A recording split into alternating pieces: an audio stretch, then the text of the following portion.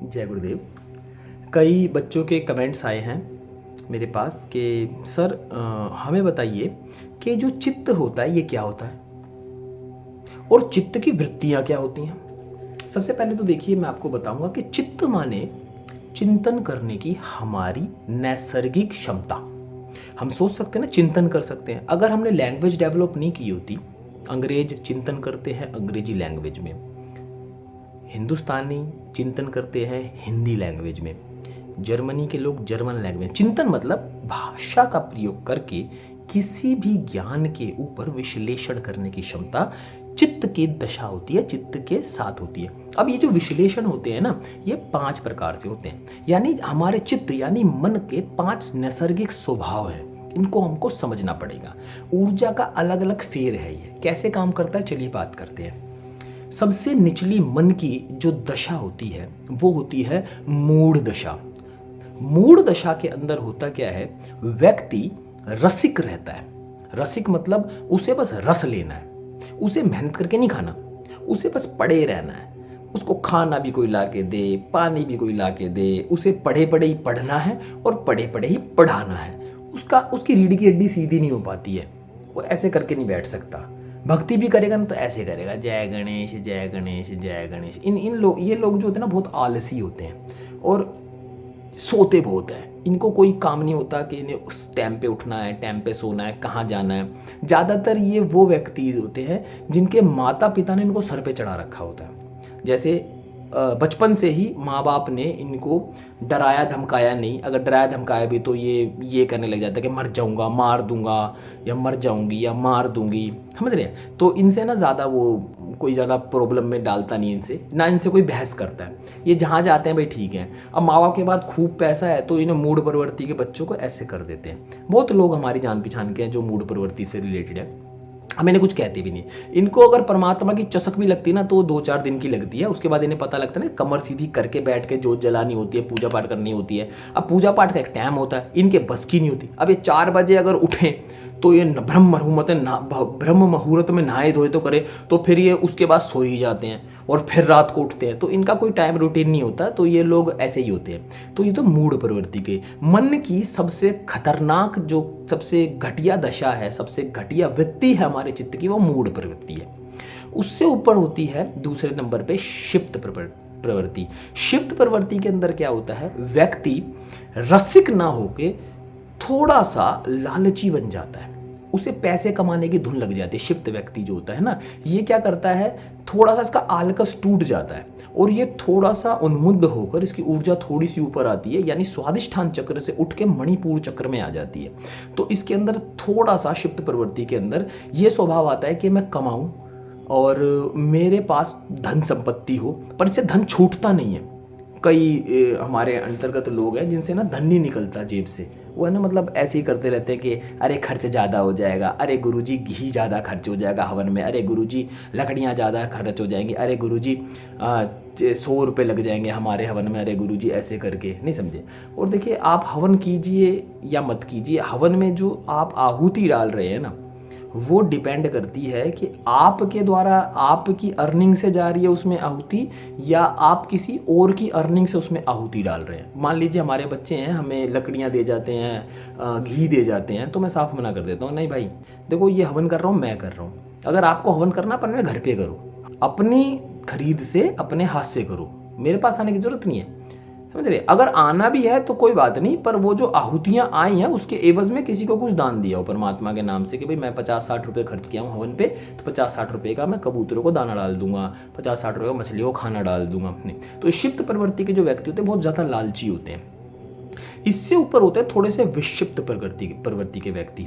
ये जो होते हैं ये थोड़े साहसी हो जाते हैं, पर इनमें अहंकार रहता है, क्रोध ज़्यादा रहता है विक्षिप्त प्रवृत्ति के व्यक्तियों में, और इनकी ऊर्जा है ना अनाहत चक्र पे चढ़ी होती है। और ये त्यागी भी होते हैं एक तरीके से, पर अगर ये चाहें तो क्रोध में आके अपने आप को भी नुकसान पहुंचा देते हैं। तो विक्षिप्त प्रकृति का जो व्यक्ति होता है थोड़ा साहसी भी होता है, निडर भी होता है, और ऊर्जा थोड़ी सी ऊपर उफान मार देती है ना कभी कभार। और ये ज़्यादातर कौन होते हैं, शक्ति हासिल करना चाहते हैं, क्षत्रिय टाइप के, और इनके अंदर है ना एक्सरसाइज करने का, बल दिखाने का, मतलब दिखावा करने का, जुआ खेलने का, मतलब इन्हें ना रोमांच पसंद होता है ज़िंदगी में। ये विक्षिप्त प्रकृति के व्यक्ति होते हैं, क्षिप्त से थोड़ी सी ऊंची प्रवृत्ति होती है इनकी, ठीक है। इससे ऊपर जो आते हैं वो आते हैं एकाग्र प्रवृत्ति के लोग। एकाग्र प्रवृत्ति जो है उसके अंदर क्या होता है, व्यक्ति बड़ा शांत रहना सीख जाता है, उसका देखने का नज़रिया दुनिया को बदल जाता है। उसके अंदर अहंकार तो होता है, ऐसी बात नहीं, अहंकार की प्रवृत्ति तो होती है, पर वो थोड़ा थोड़ा ना दुनिया को समझने लग जाता है और चुप रहना ज़्यादा ज़रूरी समझता है कि मैं ना ही बोलूँ तो ज़्यादा बेटर है। एकाग्र प्रवृत्ति के जो लोग होते हैं, पर ये एकाग्र प्रवृत्ति के जो लोग होते हैं हर किसी को पसंद नहीं आते हैं। पसंद इन द सेंस जैसे ये चुप ज़्यादा रहते हैं, अपने आप में बिजी रहते हैं, लोगों के साथ घुलते मिलते नहीं हैं, एक जगह मैंने रहना, किताबें पढ़ना और मतलब ज्ञान लेना। तो एकाग्र प्रवृत्ति होती है, ये योग प्राणायाम भी करना जानते हैं, अपने आप को साधना भी जानते हैं, ताकत होती है इनमें अपने आप को साधना। तो एकाग्र मतलब एकाग्रचित्त होकर काम करना, पर ईमानदार होते हैं काफ़ी और अपने आप को दुनिया पर थोपते नहीं है। जो जैसा है हमें वैसा स्वीकार कर लेगा तो ठीक है भैया, तू जैसा है हम तो स्वीकार नहीं कर रहे, ये किसी को स्वीकार नहीं करते हैं। ये अपने गुरु के भी द्रोही हो जाते हैं कभी कभार, क्योंकि इन्हें कभी बार गुरु भी समझ नहीं आते हैं। और ज़्यादातर सच्चे गुरु से तो इनकी ज़्यादा ही टेंशन रहेगी, अच्छे बुरे गुरु से तो चलो कोई बात नहीं, रहे नहीं, सच्चे गुरु से ज़्यादा इंटेंशन रहेगी इनकी कि, और इनके अंदर है ना अपने आप को अपनी बड़ाई सुनने की बड़ी प्रवृत्ति होती है। अहंकारी होते हैं ना कि भाई हमारी बड़ाई करता रहे व्यक्ति, बस हम सुनते रहे, हाँ भाई हम अच्छे हैं, हम कितने अच्छे हैं, और बस बुराई नहीं सुन सकते अपनी। ये एकाग्रचित्त के लोग होते हैं। इससे ऊपर के जो होते हैं वो होते हैं केवल्य।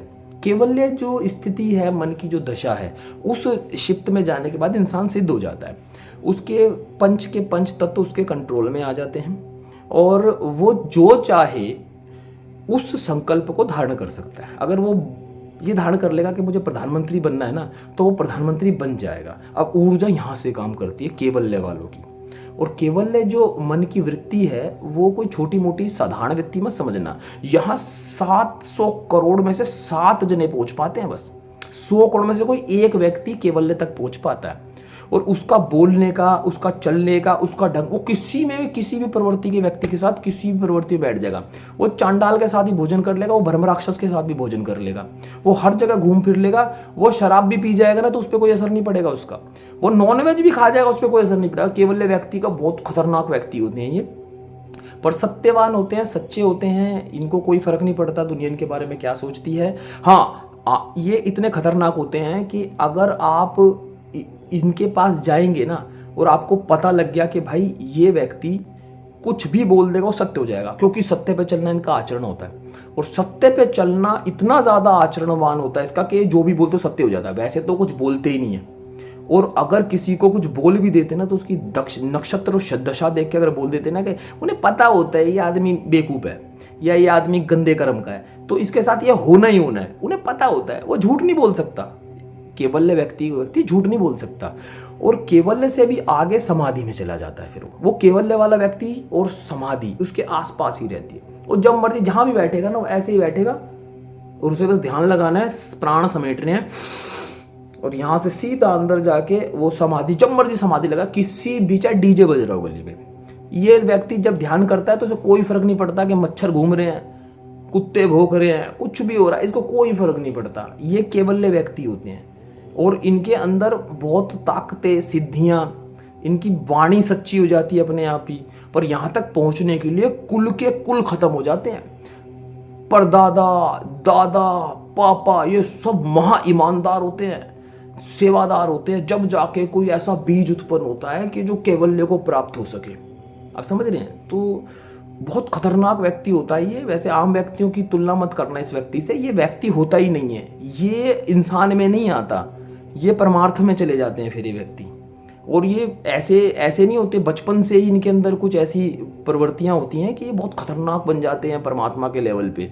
और परमात्मा के लेवल पे इतने खतरनाक बन जाते हैं कि ये परमात्मा से भी डरना बंद कर देते हैं, इतने खतरनाक हो जाते हैं ये। और खतरनाक इन द सेंस मैं ये लगा रहा हूँ कि ये जो व्यक्ति है ना, ये परमार्थ तक पहुँचने की ताकत है इनके अंदर। ये श्री कृष्ण थे, श्री राम थे, ये परमार्थ तक पहुँचने की ताकत थी इनके अंदर।